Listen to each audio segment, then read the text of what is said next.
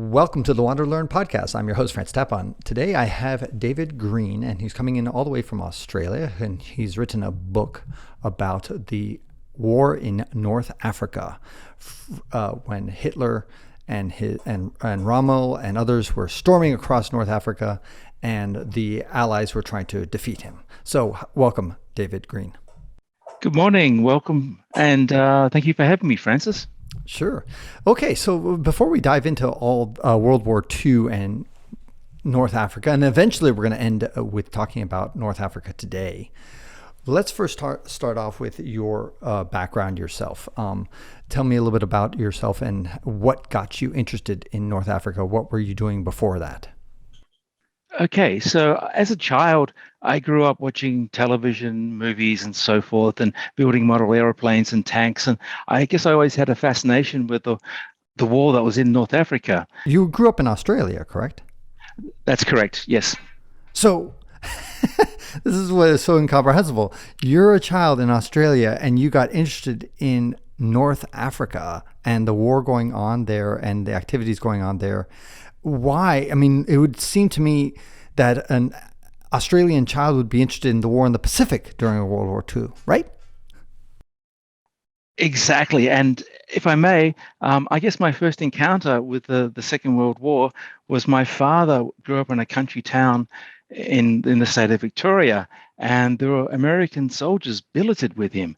And I remember being, oh boy, younger than 10, and I was asking why, what were the Americans doing in a country town in Melbourne, Australia? And of course, this was after the Battle of Guadalcanal. And so the more I read, and then I learned that the Australians were in North Africa. And to me, that seemed incredible. Like, what were Australians doing fighting the Italians in North Africa? And of course, this was before the Japanese had entered the war. And so I guess the concept of a global war came to be, and it was a world war. And so in a roundabout sort of a way, it was like, well, Australians were here. They're also in England in Bomber Command and so forth. So the more I read, the more I became intrigued behind the Australian story in North Africa. Fascinating.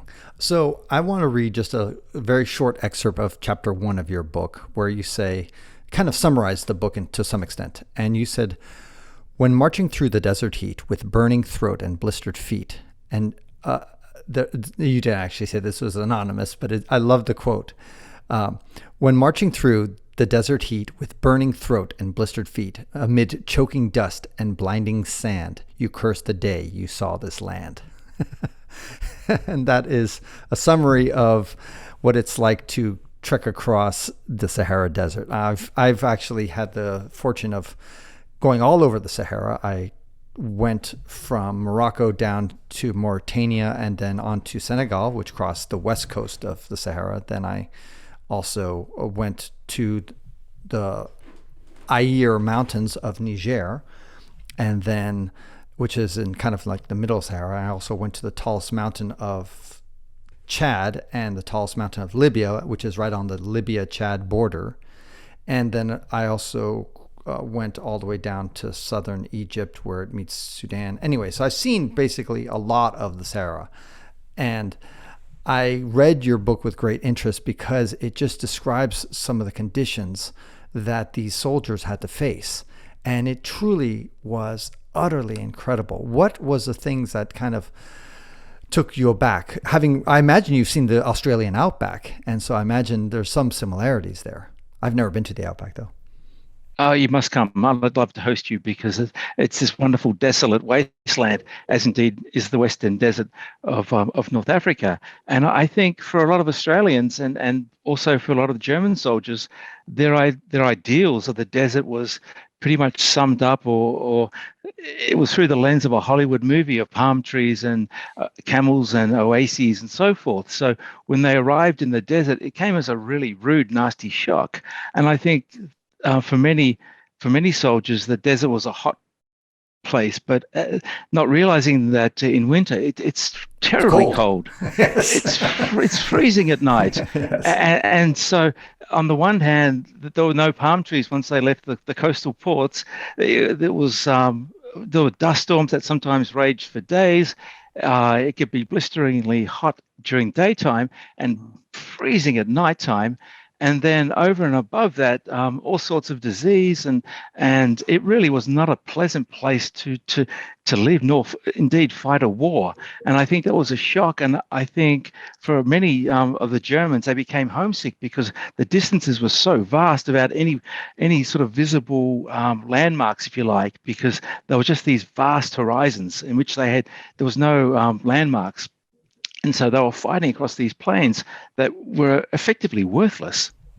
Right. Which is so paradoxical. It's like we're investing all this machinery and all this manpower and lives to fight for sand. It just seems so paradoxical. Which then brings up one of my key questions to you, which is I know that one of the main reasons that the Axis, the Germans and the Italians, were going for into North Africa was to control the Suez Canal. And I understand the strategic importance of the Suez Canal because it allows for petroleum and all that and goods to travel across. But why was that more interesting than Gibraltar, the mouth of the Mediterranean Sea? Okay, so I guess to answer that question is to take a step back and understand why the Axis were in North Africa and why they were fighting for Egypt. And at the very beginning, the Axis alliance, the two parties, they were uneasy bedfellows, for want of a better term. In fact, there was an American historian who coined the Axis arrangement a hollow alliance, if you like. The Mediterranean was under Mussolini's sphere of influence. He wanted to establish a new Roman Empire, if you like. Hitler looked to the east. He wanted to expand into Russia for Lebensraum, living room for the German people. And so it was only by default when Mussolini invaded Egypt and then was taken back by General Wavel's coalition army, practically to Tripoli, that the Germans had to intervene to save Mussolini's skin, if you like. Because if Tripoli had fallen, then the Axis partnership may have been in jeopardy. Mussolini may have been ousted from power. And so from the very beginning, North Africa was always just a secondary theater. Germany's focus was always going to be in the east. And so Rommel arrived to sort of shore up the defenses around Tripoli and to sort of safeguard the Italians there. He was a brash, bold tactician who saw the opportunity and started to branch out towards Egypt. And the rest, as we know, is history. So far as the lure of the Nile, I guess, was in his eyes, and so he sought the Suez Canal as well. But at the same time, this is always a secondary theatre, and I think Gibraltar was attractive as it was. The Suez Canal was also attractive, but this is always a secondary theatre. And it wasn't until, I guess, maybe the conquests in Russia were going in Germany's favor that suddenly attention was placed momentarily on the conquest of North Africa, maybe even into Arabia and so forth. But this was very, very short-lived. But I still don't understand. Okay, I understand as a secondary theater. That's evident. And Rommel, who was the distinguished German general, who went down there, did he have any choice about which direction to go once he got to Libya and took over Tripoli? Could he have gone west and go to Gibraltar instead of going east to Suez Canal? Or was there a obvious reason why he had to go to Suez Canal? Right. Okay. So Or was it just a romantic notion that I want to conquer Egypt and its pyramids, kind of like it's following the tradition of Napoleon and the Roman people, who the Roman emperors? sure. I think it was he had the romantic guise of let me say, the lure of the Nile, that was strong, and there was the opportunity to push the British back, and the British were in Egypt because it was a protectorate. Gibraltar obviously was a thorn because it guarded the entrance into the Mediterranean, and there were actually plans drawn up for the German invasion of Gibraltar. It was Operation Felix, and Hitler unsuccessfully tried to woo Francisco Franco, the Spanish dictator, into joining the war, but to no avail. And Franco made it bluntly clear that he was not about to enter into the Second World War. And so those plans were thwarted. And so Rommel saw the opportunity to sort of push east, and so Cairo was within his sights, and he certainly came close. El Alamein is only 60 miles from Alexandria or so, so he certainly came close, but he never had the manpower, the equipment, the fuel, the resources in which to sustain such a push. And so, sure, Gibraltar, they realized that was strategically important. So was Malta. And probably after Tobruk fell in 1942, it was a huge mistake in the Germans not neutralizing the island of Malta, which was this unsinkable little aircraft carrier, if you like, in the center of the in the Mediterranean. But why then not go straight to Egypt with your boats and ships? Because for the Germans, and for that matter, the Italians, they need to cross the Mediterranean in order to get to Libya. So if you're going to cross the Mediterranean to get to Libya, I understand, okay, let's set aside Malta for the second. I mean, I think that's a separate issue. But let's just, for those who don't know, Malta is an island in the middle of the Mediterranean. So let's just assume that they could have taken those boats and gone straight to Alexandria, which is the port city in Egypt that is touching the Mediterranean Sea. Why did they have to first hit Libya? Why not just go straight for Alexandria in Egypt with their ships and then invade from there? Okay, that's an interesting question. I guess just in bringing supplies to the main Libyan ports of Tripoli or Benghazi, the predominantly Italian fleet had to run the blockade of the Royal Navy. And there were also the Royal Air Force in Malta. So to take a fleet, which would have required, I guess, an amphibious capability, which Germany really did not have, would be to sail through past Gibraltar, past Malta, and then once they got to Alexandria, there was a major Royal Naval base there. And so I guess the odds were not in their favor to be able to mount any sort of operation, which at the end would have been, they would have faced the Royal Navy. So it would have been a difficult undertaking. The Italian Navy was always strung, well, it was hampered by a shortage of fuel oil.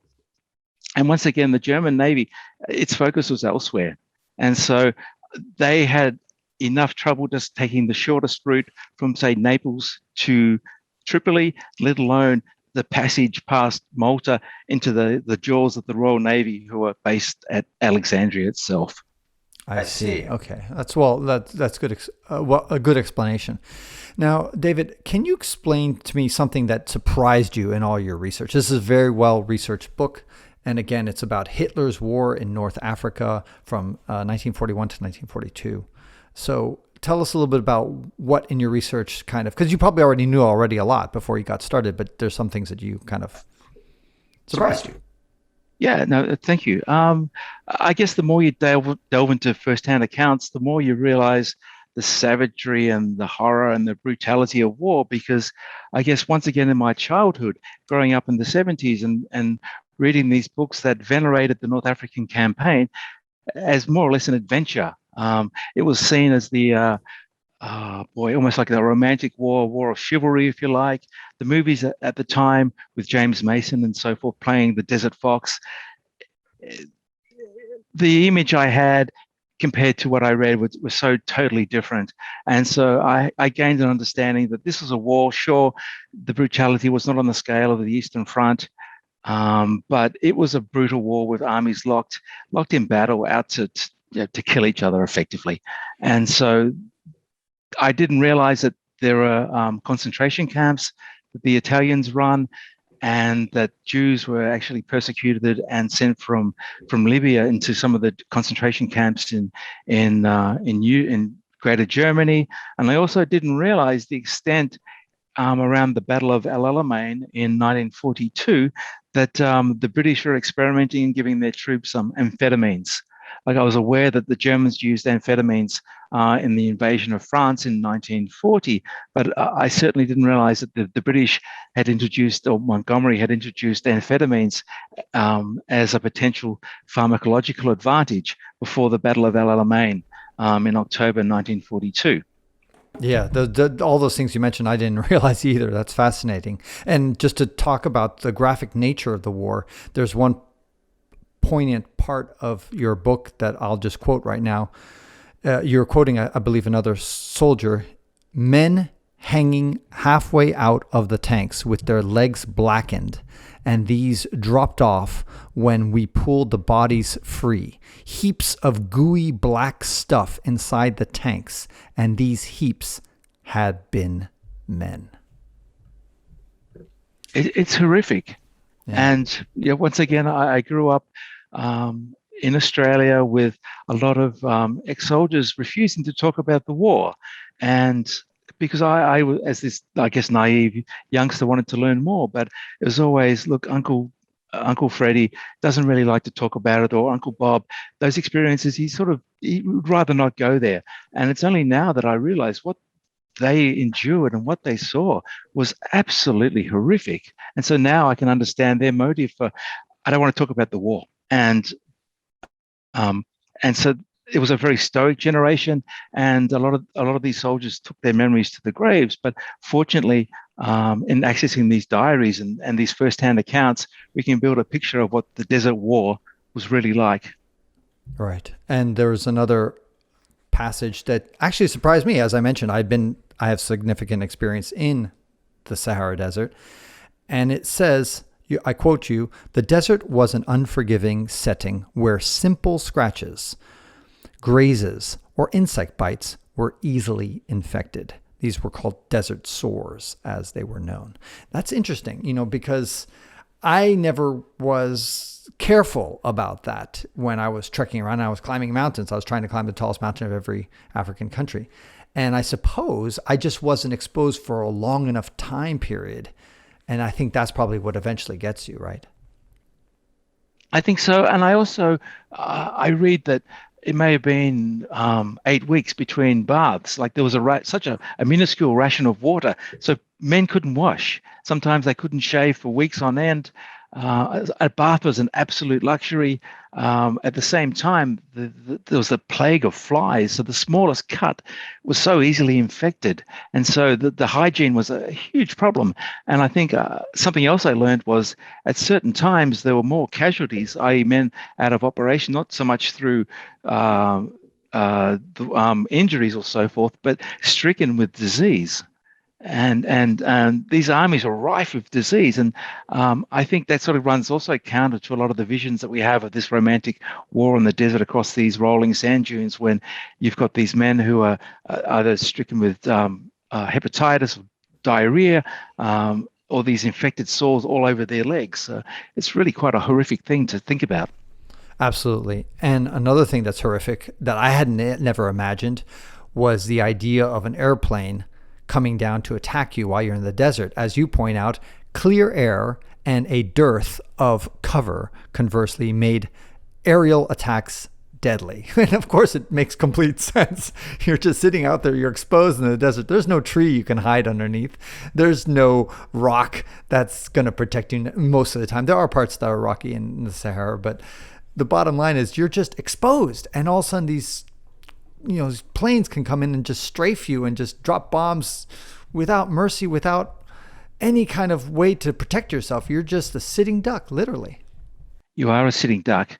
And I think I read accounts that the Australian soldiers were advised to dig a slit trench at any opportunity for this particular purpose. And of course, as you point out, there were parts of the desert that were rock. You just could not put a pick into the soil. And sometimes they found out where the desert rats had burrowed into various crevices or things, which led them to sort of see that where the sand was soft. But to your point, there's this rocky surface where you're a sitting duck in the open. Right, right. If there's one message that you would like people to learn from your book, what would that be? I think we touched upon how the horror of war, and I think we need to remind ourselves just how barbaric it is. And we're in a stage today where there's potential. There could be World War III in our lifetime, I guess, is where I'm headed. I read the news reports, and I think we need to be reminded just how awful war is. And for the younger generation who play these video games and so forth, I think you really need to read what it's like to have been there. And if anything, this book's an anti-war book. And if I can sort of bring that sort of realization, I've succeeded. Yes, and you certainly have in the book. There's one passage that also really struck me hard.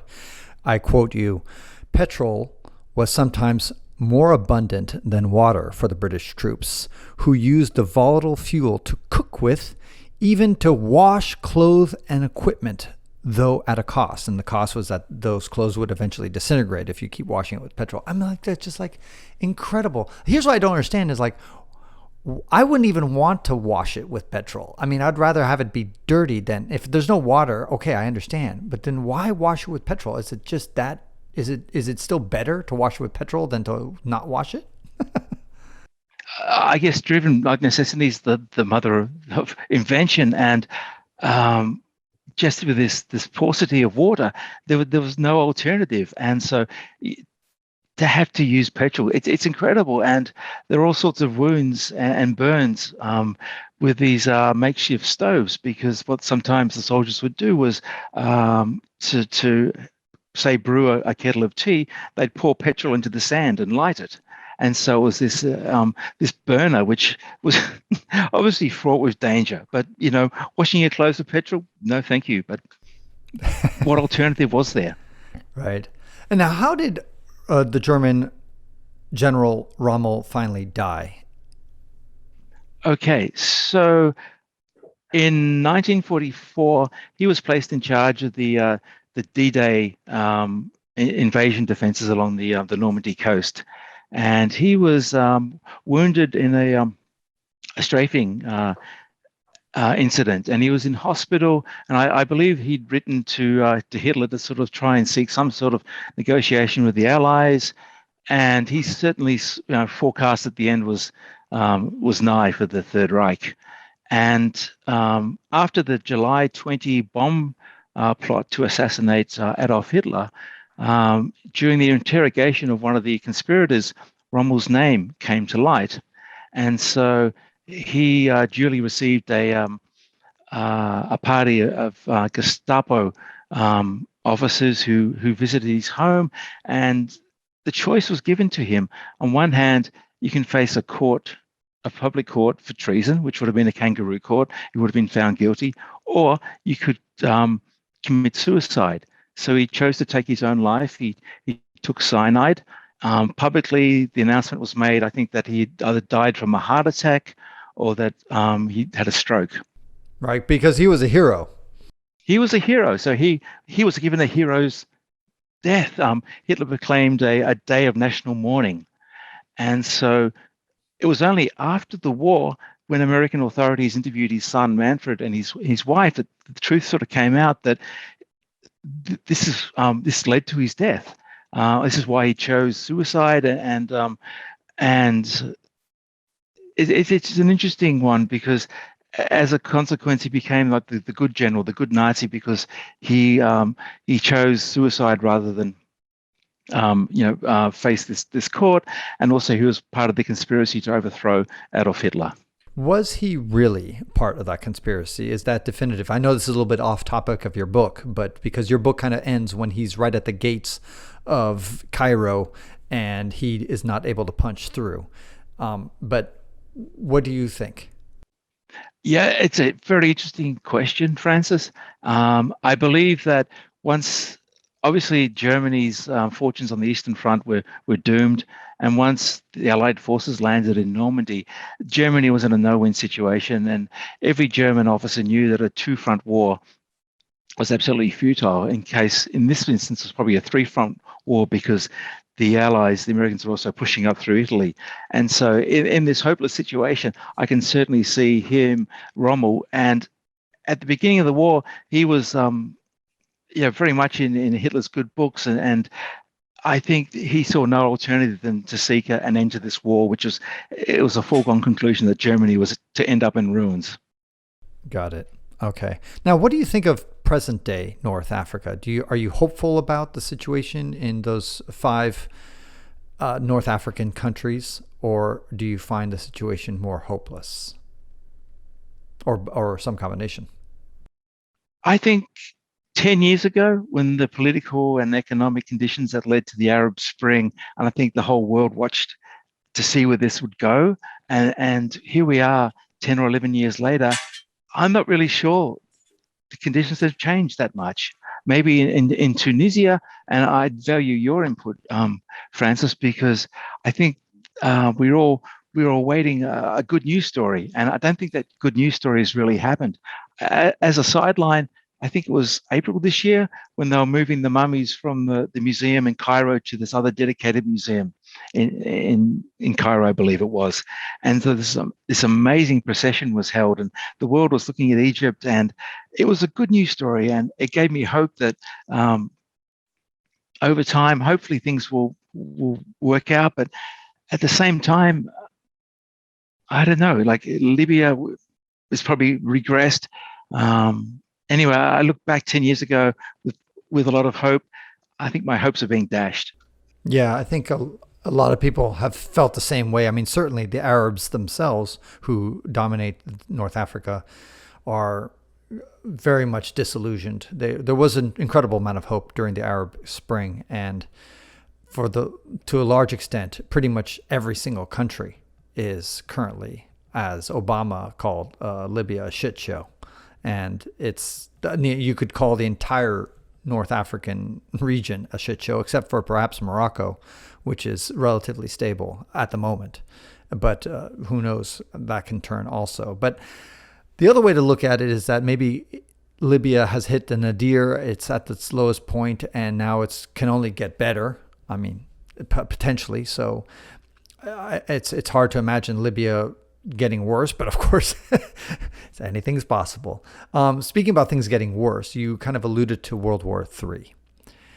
Now, some people think that the age of great wars and world wars are over, but the history of humanity kind of points to the fact that maybe wars are just part of the human condition, and that a global conflagration, given our interconnectedness, is inevitable.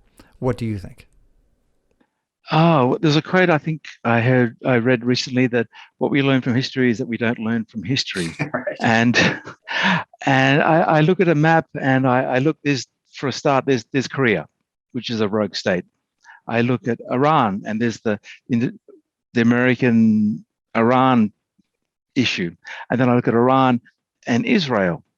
And then I look towards Kashmir, and I look at India and Pakistan.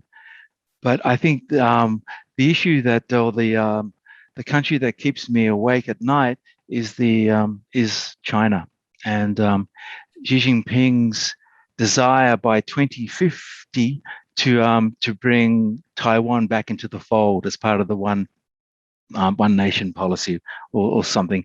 And he's made it abundantly clear that he will take back Taiwan, and he's threatened Australia with ballistic missile strikes on military installations should Australia intervene. He's threatened Japan with a nuclear strike should the Japanese intervene.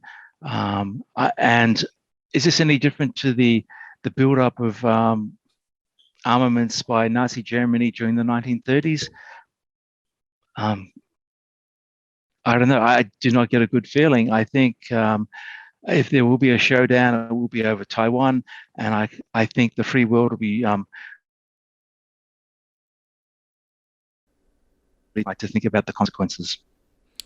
Right, but let's play that one out. Let's play out the scenario of the Chinese invading Taiwan, for example, or some sort of crisis in the South China Sea. Where is China's allies, though? That's one of the key questions, because I know the United States has Australia and many other countries as its allies that would come step in. You have NATO, of course, but China, it doesn't seem to have Russia completely in its back pocket either. I totally agree, and I don't think the Chinese have been very successful in winning over friends lately. I think the Belt and Road initiative that they had, people or countries have seen through that as being in effect a debt trap diplomacy mission. And I think China, to all intents and purposes, has isolated itself in its vision. But I think it's so strong in terms of its population size and the size of its military that as probably what Germany thought they could go it alone. I got it. Okay. So you think that it may get to their head because they, in fact, a lot of people don't know this, but most people think of the United States military being the most powerful military it's the United States Navy, but actually now China has more Navy ships than the United States, just number of ships. They have not exceeded the United States in tonnage, but they have exceeded in number of ships. The United States has barely 300 ships, and don't quote me on this, but I think China has over 400 or around 400 ships.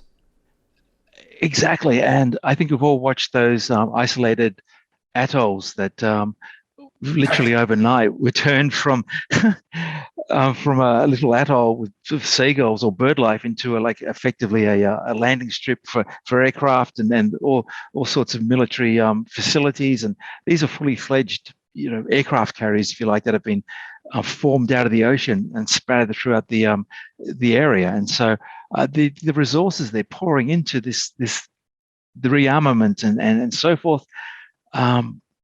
I think the world needs to sort of wake up and look what's their motive. Why it's certainly not defensive. And I know I don't get a good feeling, Francis, about the next, say, 20 years. All right. On that sober note, yeah. It is a sober note. I'll leave with an even more gruesome note. How about that? And I don't want to give the listeners and those who are watching this on YouTube the wrong impression that your book is full of gore, but I do think I want to kind of put an exclamation point on your statement that this book is an anti-war book. And I'll just quote again another soldier who said, "Something flew past my head. It was a leg with a boot on it. A round of HE, which are high explosives, had taken Chalky White's leg off. He was looking at me with astonishment and pointing to the raw, bleeding stump with the white bone sticking through. I went toward him with the idea of helping him, I think. Just then, the machine gun opened up and poor Chalky got it full in the face." It's horrific. And I only hope that everyone who reads the book can sort of understand what war is like, and hopefully in our lifetime, in our children's lifetime, war is consigned to history books. Right. And your book does cover the history of North African War super well, almost like a novel. And so I found it very gripping. And again, I don't want to mislead people into thinking that it's just a gore fest. Not at all. Those kind of gory passages take up less than 1% of the book, but they're very memorable. They hit you hard. And I think that's the point. But most of the book, in fact, is, talks about the strategic battles and the dilemmas and the challenges that both the Axis and the Allies faced in the tough environment that is the Sahara Desert. Yeah, indeed. And I think one thing which struck me time and time again was Rommel's disregard for his supply lines. And it was like his soldiers would say to him, "Where's the fuel for our trucks?" And it would be like, "Well, go capture it." And at certain times, the majority of the German army was reliant upon captured transport. Right. It's incredible, the innovation and the fortitude that the Germans had. Certainly in contrast to the poor Italians, who just were completely the opposite. They seem to really cave in so quickly. And then I guess on different levels, and as you say, it's not a gory book per se, but it's looking at I guess issues of leadership, strategy, why these armies were there, how they were there, and down to individual courage and bravery under these incredibly bad conditions, and the conditions they faced, like these sandstorms we mentioned, the disease, the flies, the floods at certain times. It really was it was a horrible place to fight a war. And I guess if there was any upside, was that there were very few civilian casualties, because once again, these tanks and these mechanized armies were swinging backwards and forwards across this arid wasteland. Right. What's your next book in you? Or do you have another book in you? Or are you kind of kaput?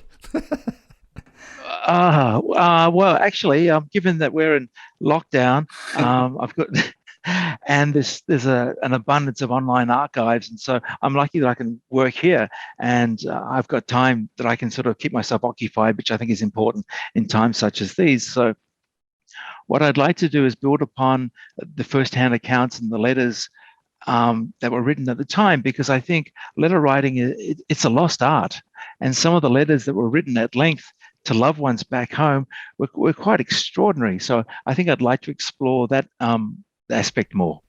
Excellent. Now, how can people follow your explorations? Do you have use Twitter, or you have a website, or Facebook? I have a Facebook site under my pen name, which is David Mitchell Hill Green. Great. I'll put a link to those things on the show notes, as well as a link to for people who want to buy it on Amazon or wherever, so that they can find out more about your book, which is, again, highly recommended. And I wish you the best for that.